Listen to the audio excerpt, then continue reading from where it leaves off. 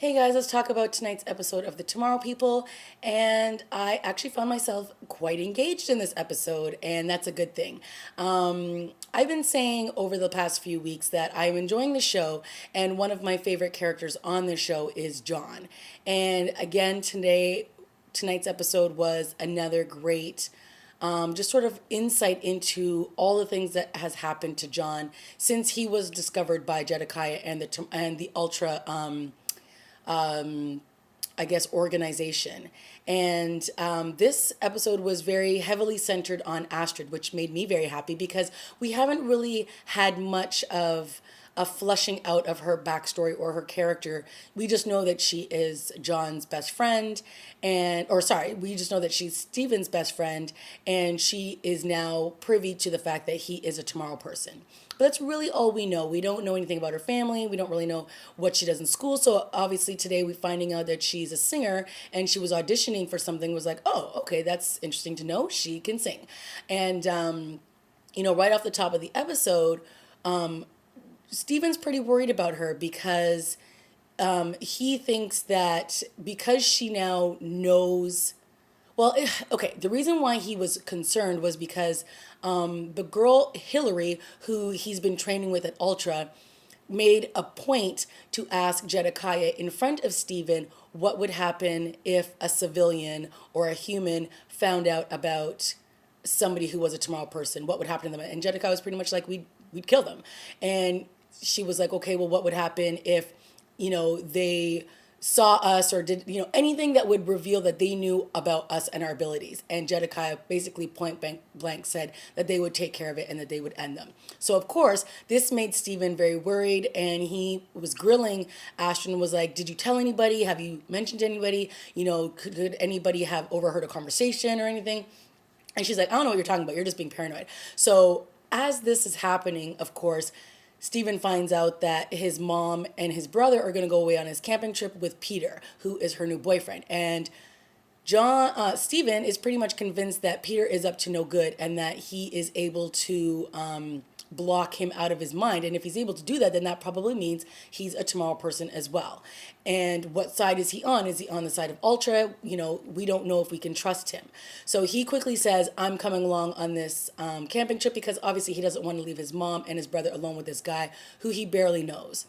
So of course, he takes this to his Tomorrow People friend, Kara and John and Russell, and he's like, listen, I'm a bit nervous for Astrid. Can somebody, and I can't protect her because I got to go on this camping trip. And he explains to them why he's wary of Peter.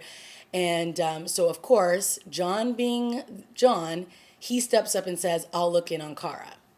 So this to me makes me very happy because I've been saying all along, one, I'm not a big fan of the love triangle that they've been trying to force on us between John, Stephen, and Kara.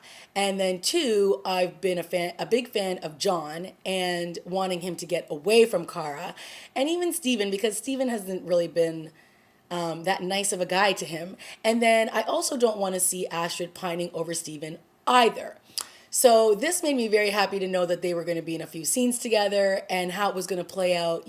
I did see a preview last week and I was kind of anticipating seeing the two of them share some scenes together. And maybe in my mind I had built it up a bit too much, but what I saw play out on screen made me very happy. It didn't feel overly forced. It didn't feel like they were like, okay, this is going to be the new couple. It just felt like a moment where they could both speak freely and they were vulnerable with one another.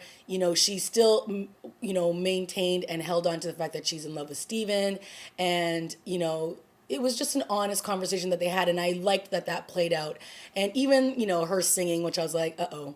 First of all, I was like, can't they hear you? They're like looking for you everywhere. But the fact that that moment didn't come off as cheesy as it probably could have, I enjoyed. So all the scenes that happened between the two of them worked for me. And that's a good thing because I think that a show like this has to experiment with different pairings, and sometimes I feel like on paper something that may have seemed right, like putting Stephen and putting John and putting Kara together, didn't quite play out, I think, the way that they thought the fans were going to react to it. So, this might be them testing the waters to see what fan reactions might be to this pairing. Who knows? But if it leads into a direction where, somebody from the human side is now very privy to what happens with with the Tomorrow People, that's another very interesting storyline to move forwards with. And I like the fact that at the end, she's pretty much like being held there now, because it's not safe for her to be topside, which is what they always like to call it. It's dangerous because they are basically guns blazing for her. And so she's going to have to stay underground for the foreseeable future. How they're going to pull that off is going to be very interesting, obviously, because her family will be wondering where she is.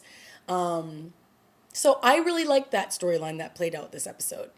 And then, of course, we had some really great flashbacks with John, just seeing what he has been witness to as one of the youngest members of the organization of Ultra, and that he, had this friend and he wanted to protect him. And in doing so, he ultimately ended up being the reason why he died. So that was really sad. And the fact that he had to witness it was even worse. But then we also got to see the relationship that started to form between Roger and him. So I like that scene between Steven and John when he puts his hand on his shoulder and he basically shows him the memory of him meeting his father and why he went to such lengths to help him and to help Astrid, because he was pretty much, told by his father that one day you might help my son out. And obviously John cared about Roger in a way that we really haven't seen yet, because, we've only seen a few flashbacks. But I'm sure that it was sort of a father-son relationship. So that's why I think that dynamic between John and Steven is a great dynamic that they have to really work on showing, because Steven's been really nasty to John, where John has always sort of been like the one trying to keep the peace between the two of them. And I think that that's obviously the reason why his father, Roger, is the reason why, John hasn't just been, wanting to punch Steven in the face all the time. So I really did enjoy those flashback scenes. And can I just say kudos to the casting, because the John Jr. is very similar looking to John Sr. So I think that when they do these flashbacks, I'm always like, oh my God, he looks so much like him. So I think they did a really good job in the casting department. And I think that the kid is also just, cute, and he's good at his acting. So good job. Then we also, of course, had the scenes with Jedediah and Hillary. And obviously for Hillary, it's sort of like survival of the fittest. She's trying to do whatever she can to not be eliminated by Ultra. And, she already knows that Steven isn't going anywhere because Jedediah is not about to kill his nephew. And so she's pretty much got to do whatever she can to show that she is, loyal, willing to do whatever she can to stay alive. But I also really like the scene when Jedediah basically said to her, look, us killing humans isn't like, jumping for joy and doing cartwheels in the streets. Like, it's not a good thing that we have to kill a human, so don't smile about it, because that's not what this is about. So I like that he kind of put her in her place. And then again, it also just sort of humanizes Jedediah in a way that he's just not all pure evil. I do still believe that he really has this twisted relationship with John, even though he plays off like, oh, look out, John, your days are numbered and I'm coming to get you. It's like, at the end of the day, I don't know if he's ever really going to pull that trigger on him, because I still think he looks at him as his son, even though John wants nothing to do with him. And I don't blame him. But the other very interesting reveal in this episode was, of course, the camping trip. So Steven is off with his mom and Peter and his brother, and they are in the woods. And apparently, if you are near water or streaming water, it makes it very difficult for someone who's trying to read your mind to read it. And you can't really have that telecommunication that happens so easily. And so, of course, when Peter wanted to set up camp near the water and the falls, Steven is obviously going, yeah, this is why, because you don't want me to be able to communicate with anybody else, and this is part of your plan, and I know all about what you're trying to do. And he basically calls him out, and he says, I know that you can read my mind and all this kind of stuff. And then he says, if you really think that you are going to be able to fool me, think again. And he basically pushes him off the cliff and into the water. But okay, hold on. Before this happened, they were on this bridge. And I guess Steven wanted to test his theory out. So it was John. Why do I keep saying John? Sorry, guys. It was Steven, his brother Luca, and Peter. And they're all on this bridge. And Steven decides to like stomp on the bridge so it would shake. And he like almost drops the camera. But it freezes. So obviously in Steven's mind, he's like, see, I knew it. Can't trust this guy. So when he pushes him into the water, he's like, use your powers, save yourself. And he doesn't. So of course, Steven uses his powers to push over a tree so that he can grab onto the tree while he's like running down this stream, blah, blah, blah. So he saves himself. And then of course, everyone's freaking out like, dude, what is your deal? Like, why are you trying to kill my boyfriend? Is where his mom's like freaking out, whatever. So then, at the end of the episode, Kara and John are asking him, so, why do you feel so strongly that Peter is a Tomorrow person, or that he's working for Ultra, and, there's all this kind of scheming going on?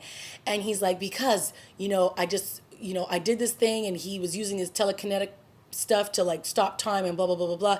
And he's like, well, why would he do that? And he's like, well, who else was there? And he's like, it was just me and him, Peter, and my brother. And then all of a sudden it's like, ding, ding, ding, ding, light bulb, it's his brother. So a couple episodes ago, when he was in the house and he was using his mind to read it, and all of a sudden it was being blocked out, his brother was in the room at the same time. So that was a very good misdirect, that I will say. Because obviously, if it's in the genes, why wouldn't the son have it as well? Or his brother have it as well?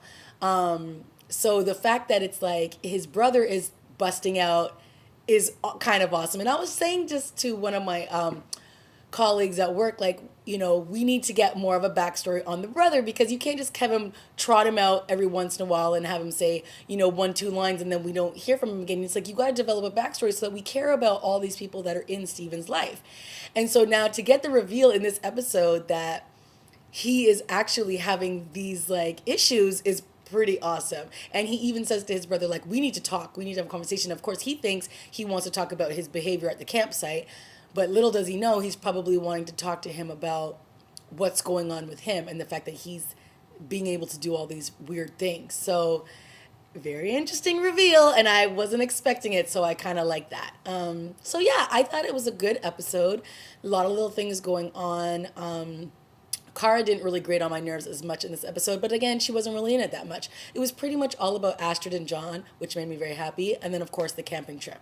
And it'll be interesting to see if they actually push the John and Astrid storyline forwards, and if they don't, I'll be okay with that, as long as they can kind of build that momentum towards like them having a good friendship, which then, down the line could turn into something. You never know with these shows, right? But the way it played out today, on tonight's episode, worked for me. So I was pretty pleased. All right, guys, let me know what you thought of this episode of The Tomorrow People, and leave a comment down below, subscribe, like, all those things, and I'll see you next week. Okay, bye, guys.